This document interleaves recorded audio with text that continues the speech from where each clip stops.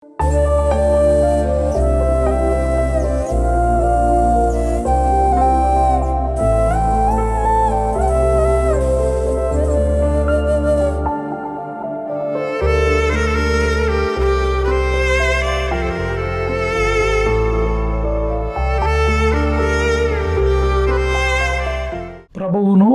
మన రక్షకుడును అయిన యేసుక్రీస్తు ప్రభుల వారి శ్రేష్ఠ నామాన్న మీ అందరికీ శుభములు వందనాలు తెలియపరుస్తూ ఉన్నాను. ఈరోజు మన వాక్య ధ్యానము యోహాను సువార్త 6వ అధ్యాయము 40వ వచనాన్ని మనము ధ్యానించబోతున్నాం.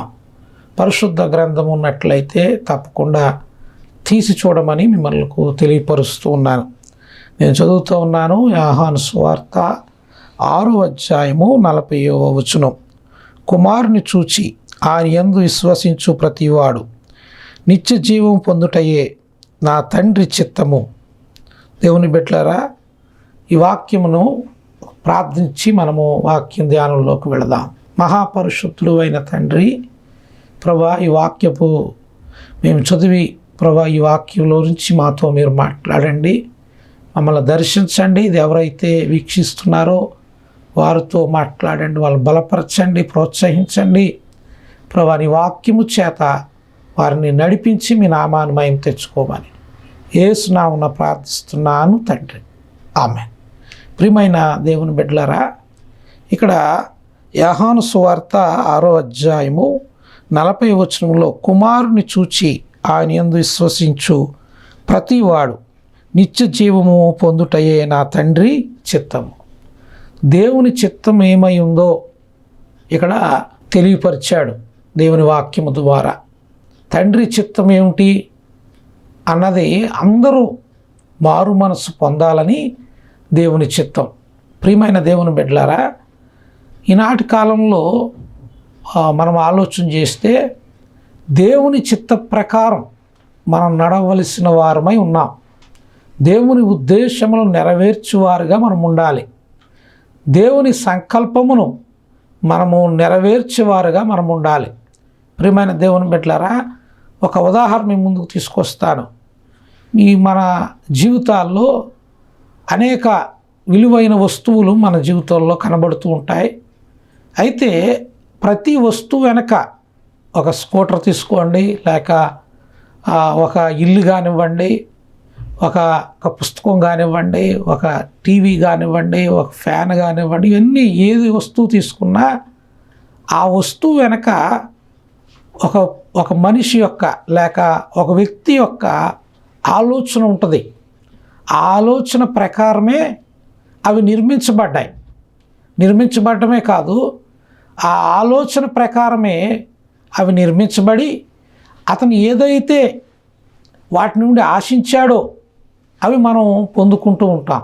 ప్రియమైన దేవుని బిడ్డలారా, ప్రతి వస్తువు వెనక ఒక మనిషి యొక్క ఆలోచన ఎలాగైతే ఉండి దాని పట్ల ఒక ఆలోచన కలిగి ఉంటాడో, దేవుడు కూడా మీ ఎడల, మీ కుటుంబం ఎడల, నీ బిడ్డల ఎడల దేవుడు ఒక ఆలోచన కలిగి ఉన్నాడు. దేవుడు ఆయన ఒక ప్రణాళికను నీ బిడ్డల ఎడల, నీ ఎడల కలిగి ఉన్నాడు. ప్రతి వారి ఎడల ఆయనకు ఒక ఉద్దేశం ఉంది, ఒక ప్రణాళిక ఉంది. ప్రియమైన దేవుని బిడ్డలారా, ఈ మాటలు వింటున్న వారులారా, దేవుడు నీ పట్ల దేవుడు ఒక మంచి ప్రణాళికను కలిగి ఉన్నాడు, మంచి ఉద్దేశమును దేవుడు కలిగి ఉన్నాడని మీరు గ్రహించాలని దేవుడి వాక్యం ద్వారా మీతో మాట్లాడుతూ ఉన్నాడు. ప్రియమైన దేవుని బిడ్డలారా, గ్రహిస్తున్నావా? దేవుని చిత్తం ఏమిటో, దేవుని ఉద్దేశం ఏమిటో, దేవుని ప్రణాళిక ఏమిటో నువ్వు గ్రహిస్తున్నావా? ఒకవేళ గ్రహించలేని స్థితిలో ఉన్నావేమో నువ్వు. దేవుని చిత్తం ఏమిటో, దేవుని ఉద్దేశం ఏమిటో, దేవుని ప్రణాళిక ఏమిటో నువ్వు గ్రహించలేని స్థితిలో ఉంటే ఈరోజు వాక్యము ద్వారా నీకు తేటపరచబోతున్నాడు. దేవుని ఉద్దేశం ఏమిటో నీకు దేవుని వాక్యపు వెలుగులో నుంచి దేవుడు ఉద్దేశాన్ని నీకు బయలుపరచబోతున్నాడు. దేవుని ఆలోచనను నీ పట్ల దేవునికి ఉన్న ఆలోచన నీకు తెలియపరచబోతున్నాడు ఈరోజు వాక్యం ద్వారా. నువ్వు నమ్మితే నువ్వు విశ్వసిస్తే దేవుని బిడ్డలారా, చాలామందిలో ఉన్న ఒక ఆలోచన ఏమిటంటే, ఏమిటి నా పట్ల దేవుని చిత్తం, ఏమిటి నా బిడ్డల పట్ల దేవుని చిత్తం, ఏమిటి నా కుటుంబం పట్ల దేవుని చిత్తం, ఈ ఆలోచన చాలామందిలో కనబడుతూ ఉంది.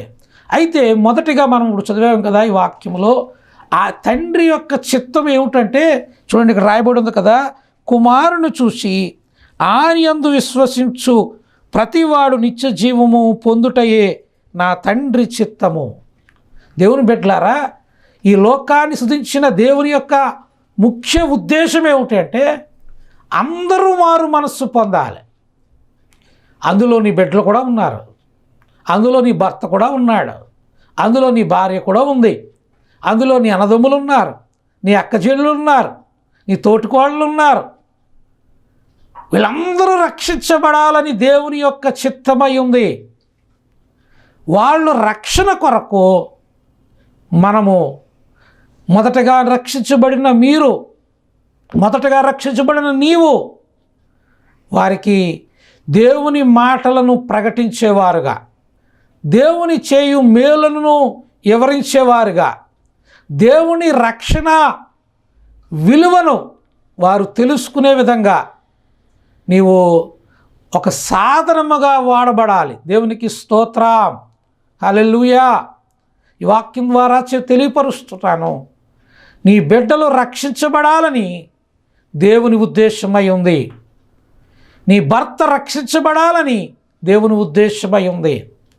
అయితే దేవుని చిత్తం ఏమిటి అంటే వాళ్ళ రక్షణలోకి రావాలని దేవుని చిత్తం. అంతేకాదు, వాళ్ళ రక్షణలో రావడానికి నిన్ను ఒక పాత్రగా దేవుడు వాడుకోవడానికి ఇష్టపడుతున్నాడు. వాడబడుతున్నావా? వాళ్ళ రక్షణ కొరకు అసలు పాటుపడుతున్నావా? వాళ్ళ రక్షణ కొరకు అసలు ప్రార్థన చేస్తున్నావా? వాళ్ళ రక్షణ కొరకు దేవుని సన్నిధిలో కన్నీరు కారుస్తున్నావా? దేవుణ్ణి అడుగుతున్నావా? వాళ్ళ యొక్క రక్షణ చాలా ప్రాముఖ్యమైంది. ఈ లోకములో విలువైనది ఏదైనా ఉందంటే అది ఆత్మరక్షణే. పాపమును విడిచిపెట్టి దేవుణ్ణి స్వరత్వము చేత కడగబడుటయే, మారు మనస్సు పొందుటయే దేవుని చిత్తం. ఆయన చిత్తము నెరవేర్చుటలో నువ్వు ప్రయాసపడాలని ఈ వాక్యము ద్వారా మీకు తెలియపరుస్తూ ఉన్నాను. ఈ వాక్యం ద్వారా మీకు తెలియపరుస్తూ ఉన్నాను. ప్రియమైన దేవుని బిడ్డలారా, ఈ రోజున ఎందరో రక్షణ లేని వారు ఉన్నారండి, ఎందరో నశించిపోతున్న వారు ఉన్నారండి, ఎందరో పాపములో ములుగు తేలుతున్న వారు ఉన్నారండి. వాళ్లకు దేవుని మాట చెప్పే సాధనాలుగా దేవుడు నిన్ను వాడుకోవాలని, వాళ్లకు దేవుణ్ణి పరిచయం చేసే ఒక సాధనంగా దేవుడు నిన్ను వాడుకోవాలని ఆయన ఉద్దేశం కలిగి ఉన్నాడు. అయితే ఆయన పని చేయవలసిన నీవు, ఆయన చిత్తము నెరవేర్చవలసిన నీవు ఆయన చిత్తాన్ని గ్రహించకుండా, ఆయన ఉద్దేశమును గ్రహించకుండా నీ పనుల్లో, ఈ లోక సంబంధమైన వాటిల్లో నీవు ములుగు తేలుతున్నావేమో. ప్రియమైన దేవుని బిడ్డలారా, నీ కుటుంబ రక్షణ కొరకు నీవు దేవుని నీ పట్ల చేసిన మేళ్లను, ఉపకారములను, ఆశ్చర్యమైన కార్యములను నీ కుటుంబానికి వివరిస్తున్నావా? నువ్వెందుకు దేవుని రక్షించబడ్డావో, నీవు ఎట్టి స్థితిలోంచి దేవుడు నిన్ను లేవనెత్తాడో, ఎట్టి పరిస్థితుల్లో నుంచి దేవుడు నిన్ను విడిపించాడో, ఎట్టి పరిస్థితుల్లో దేవుడు నిన్ను ఆదుకున్నాడో, ఎట్టి పరిస్థితుల్లో దేవుడు నీకు ధైర్యం ఇచ్చి నడిపించాడో, ఈ విషయాలను రక్షణ లేని నీ బిడ్డలకు, రక్షణ లేని నీ బంధువులకు, నీ రక్త సంబంధికులకు వివరిస్తున్నావా? వారికి తెలుసా దేవుని యొక్క గొప్పతనం, దేవుని ఉద్దేశం వాళ్ళకి తెలుసా? దేవుని బిడ్డలారా, ఈరోజునండి కొన్ని కుటుంబాల్లో చూసినప్పుడు చాలా బాధ అండి, బాధ. ఎందుకంటే ఎవరో ఒకళ్ళు రక్షించబడుతున్నారు కానీ వాళ్ళ బిడ్డలు రక్షణ లేని వాళ్ళుగా ఉండిపోతున్నారు. వాళ్ళ బిడ్డలు లోకంలో ఉండిపోతున్నారు. వాళ్ళ బిడ్డలు పాపములో పరుగులు పెడుతున్న వారు ఉండిపోతున్నారు. అయ్యా, ఎందుకు అలా జరుగుతుంది అంటే దేవుని చిత్తమును నీవు గ్రహింపక, దేవుని పనిలో నీవు దేవుని ఉద్దేశమును నెరవేర్చుటకు నువ్వు ప్రయాసపడకే వాళ్ళు అలా ఉండిపోతున్నారు. దేవుని బిడ్డలారా, ప్రార్థించు, దేవుని గొప్పతనాన్ని వాళ్ళకి వివరించు. కొంతమంది అంటారు, నాకు చెప్పడం రాదండి, నాకు ఎలా చెప్పాలో తెలియదండి అని మాట్లాడుతూ ఉంటారు. దేవుని బిడ్డలారా, మనస్సుంటే మార్గం ఉంటుందట.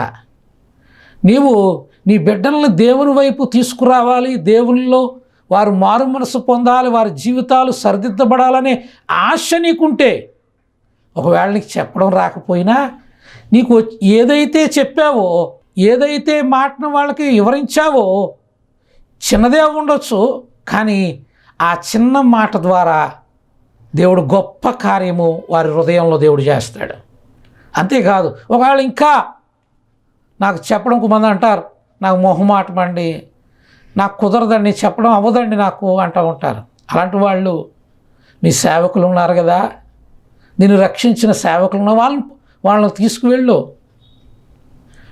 తీసుకువెళ్ళి వాళ్ళందరూ వినే విధంగా అక్కడ వాతావరణాన్ని, ఆ పరిస్థితులను తీసుకురా.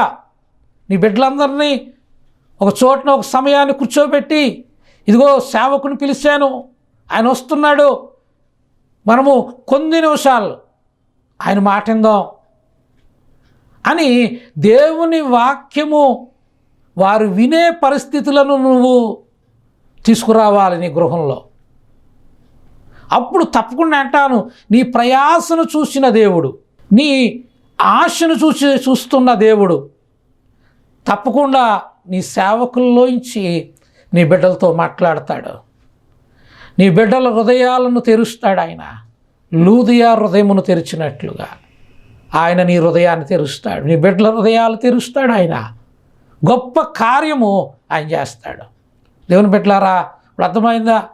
మొదటగా చెప్పాను, మీ కుటుంబం అంతా రక్షించబడాలని ఆయన ఉద్దేశం, ఆయన చిత్తమై ఉంది. రెండవ మాట చూద్దాం, చూడండి. 1వ దశలోనికి రాసిన పత్రిక 4వ అధ్యాయము 3వ వచనం చదువుతున్నాను. బైబిల్ ఉన్నవారు చూడండి. మీరు పరిశుద్ధులొకటయే, అనగా మీరు జారత్వమునకు దూరంగా ఉండుటయే దేవుని చిత్తం. దేవుని బిడ్డలారా, మొదట్లో చెప్పాను కదా మీ పట్ల దేవుడి చిత్తం ఏమిటో అని. మీరు పరిశుద్ధంగా బ్రతుకుటయే, ఏ పాపము లేనివారిగా నిష్కలంకుటులుగా మీరు జీవించుటయే దేవుని చిత్తం. ఈ రోజున చాలా జీవితాల్లో పాపము ఉంటా ఉంది. పాపం అండి వాళ్ళ జీవితంలో ఒక భాగమైపోయింది. దేవుని బిడ్డలారా, పాపం కలిగి ఉండటం దేవుని చిత్తం కాదు. కొంతమంది పాపము క్రియలు చేస్తూ ఉన్నా వారు దేవుని భయము లేకుండా పాపపు బ్రతుకుతూ ఉన్నా దేవుని భయము లేకుండా జీవిస్తున్నవారు అనేకులుగా ఉన్నారు. ప్రియమైన దేవుని బిడ్డలారా, నీవు కూడా అలాగున్నావేమో. పాపపు పనులు, చీకటి క్రియలు, దేవునికి అయిష్టమైన మార్గములు నీ యందు పెట్టుకుని నువ్వు జీవిస్తున్నావేమో. ఇది దేవుని చిత్తం కాదు. ఆయన పరిశుద్ధుడు, దేవాతి దేవుడు. నేను పరిశుద్ధుడను, మీరును పరిశుద్ధులై ఉండుడని దేవుని వాక్యం తేటపరుస్తూ ఉంది. ఆయన మనల్ని పరిశుద్ధులుగా ఉండుటకు మనల్ని పిలిచాడు. దేవుని బిడ్డలారా, ఇప్పుడు చెప్తున్నాను, నీ పట్ల దేవుని చిత్తం ఏమిటి అంటే పరిశుద్ధంగా బ్రతకడమే దేవుని చిత్తమై ఉంది నీ పట్ల. గ్రహిస్తున్నావా? జారత్వమునకు దూరంగా ఉండాలి. దేవుని బిడ్డలారా, పాప పనులకు దూరంగా ఉండాలి, పాపపు క్రియలకు దూరంగా ఉండాలి. ఇదే నీ పట్ల దేవుని చిత్తం. కానీ రోజున పాపమును అలాగునే పెట్టుకుని, ప్రభువా నీ చిత్తమేంటి నాయనా అని అడుగుతున్న వాళ్ళు ఉన్నారు. పాపమును తీసివేసుకోకుండా, చీకటి పనులు చేస్తూ కూడా ఇంకా నీ ప్రభువా నీ చిత్తమే నాయన అని అడుగుతున్న వారు ఉన్నారు. దేవుడు అంటున్నాడు, ముందు అసలు నా చిత్తం ఏమిటంటే నీలో ఉన్న పాపమును తీసివేసుకుని నీవు పరిశుద్ధుడిగా బ్రతకాలనేదే నా చిత్తం, నా ఉద్దేశం అని దేవుడు ఈ వాక్యం ద్వారా తెలియపరుస్తున్నాడు. పరిశుద్ధత చాలా ప్రాముఖ్యమైందండి. దేవుని బిడ్డల పరిశుద్ధత లేకుండా మనము దేవుని రాజ్యంలోనికి చేరలేము. పరిశుద్ధత లేకుండా మనము ఈ లోకంలో ఎంత బ్రతికినా ఏ ప్రయోజనము ఉండదు. పరిశుద్ధతే మనము కలిగి ఉండాలి. అదే దేవుని ఉద్దేశం, అదే దేవుని చిత్తం. చూడండి, ఇంకొక మాట మీకు చూపిస్తాను.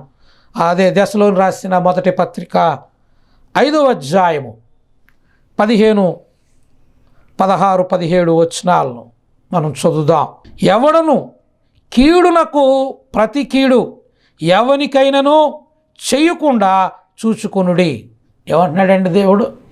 దేవుని చిత్తం ఏమిటట? కీడు చేసేవాడికి ప్రతి కీడు చేయొద్దని దేవుని వాక్యము ద్వారా నీకు చెబుతూ ఉన్నాడు. ఈ మాట చెప్పడం సులువండి, ఆచరించడం చాలా కష్టం కదా. కీడు చేసేవాళ్ళు ఈ రోజు చాలామంది ఎక్కువైపోయారు. మనల్ని ఇబ్బందులు పాలు చేసేవాళ్ళు చాలామంది ఎక్కువైపోయారు. మనల్ని అనేక ఇబ్బందులకు గురి చేసేవాళ్ళు చాలామంది ఉన్నారు. వీళ్ళు మనకి ఇన్ని విధాలుగా మనకు కీడు తలబెడుతూ ఉన్నారు, మనల్ని ఇబ్బందులు పాలు చేస్తూ ఉన్నారు, మనల్ని అనేక విధాలుగా వాళ్ళు మనల్ని బాధ పెడుతూ ఉన్నారు. మరి ఇంత నష్టపరిచిన వాళ్ళని ఎలా వదిలేస్తామండి అనేవాడు ఉన్నారు. దేవుని బిడ్డలారా, నా జీవితంలో కూడా నన్ను కూడా ఇబ్బంది పాలు చేసిన వాళ్ళు చాలామంది ఉన్నారు. నాకు రావలసింది కూడా, నాకు ఇవ్వవలసింది కూడా ఇవ్వకుండా, అండ్ నా పైన మరలా నాకు రావలసింది నాకు ఇవ్వకుండా తీసుకోవడమే కాకుండా నా మీద కేసు పెట్టిన ప్రబుద్ధులు చాలామంది ఉన్నారు. నన్ను ఇబ్బందులకు గురి చేసిన వాళ్ళు చాలామంది ఉన్నారు. నిజమండి. మరి వీళ్ళు ఇంత కీడు తలపెడతారు, వీళ్ళు ఇన్ని విధాలుగా ఇబ్బంది పెట్టినప్పుడు మనం కూడా ఏం చేయాలి అంటే మనకేమనిపిస్తుంది? ఒకవేళ ఏం చేయలేదు అనుకోండి, మనం కీడుకి ప్రతి కీడు చేయాలని మా ఉద్దేశం లేదు. పక్కోడు ఏమనుకుంటాడు మనల్ని చూసి, నీకు పౌరుషం లేదేంటిరా అనేవాళ్ళు ఉన్నారు.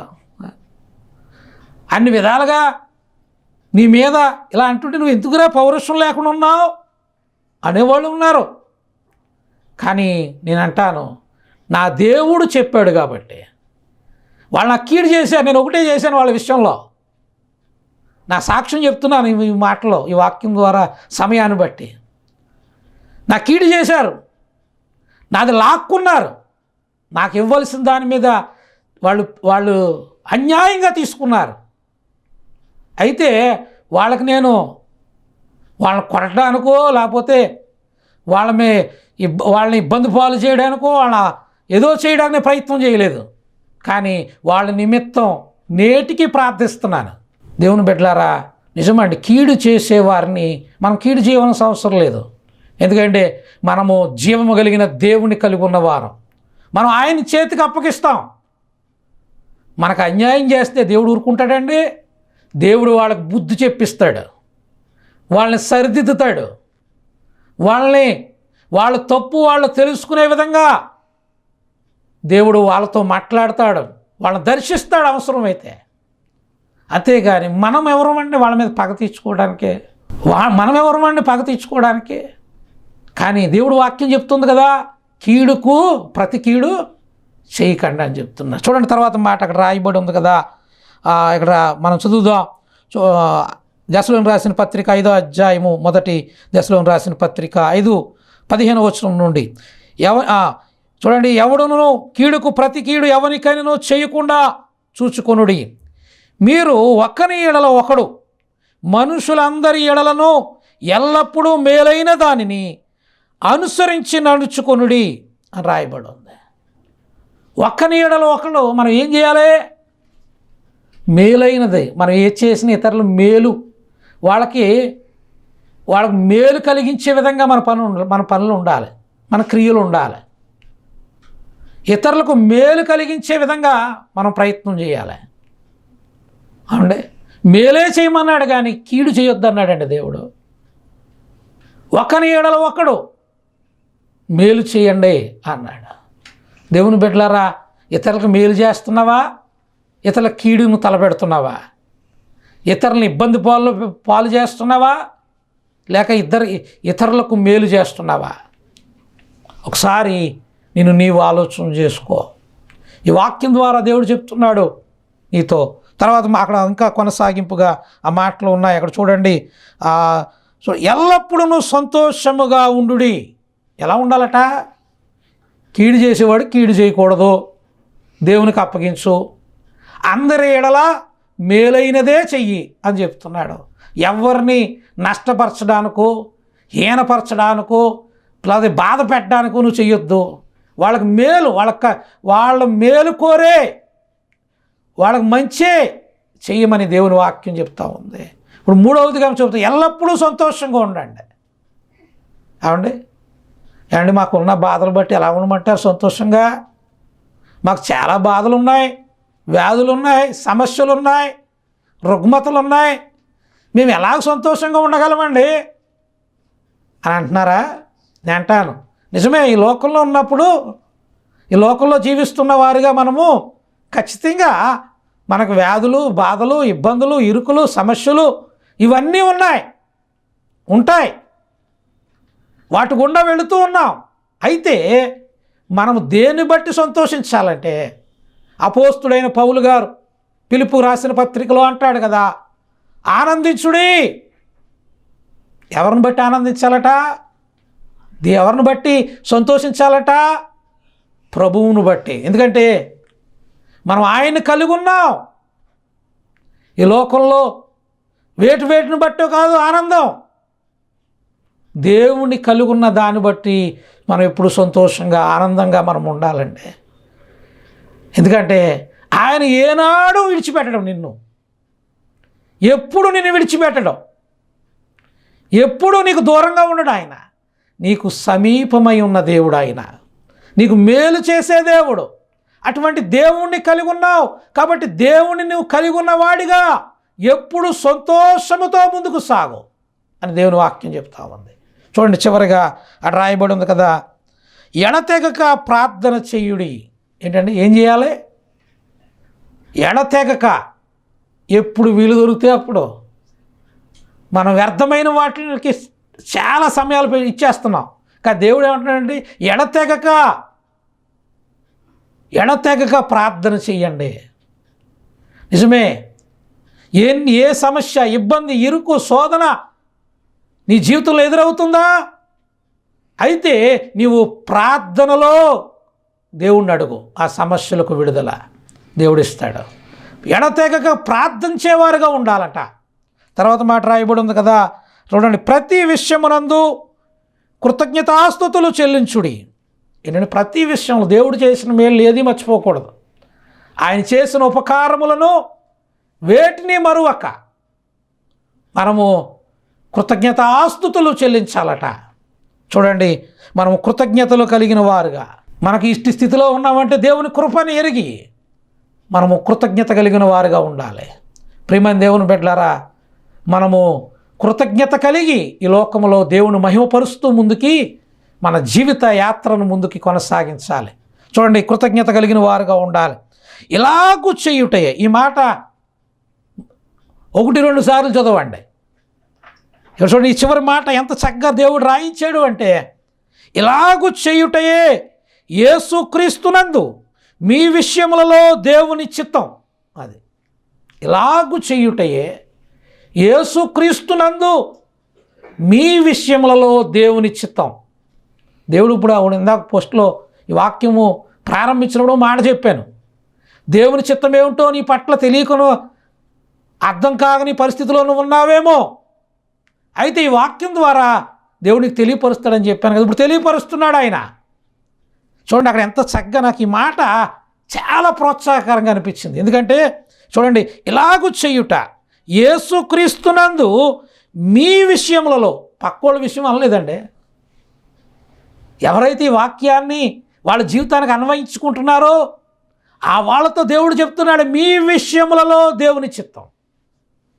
నీ నీ పట్ల దేవుని చిత్తం ఏమిటంటే కీడు చేసినోడు కీడు చేయకు, ప్రతి వానికి మేలైంది చెయ్యి.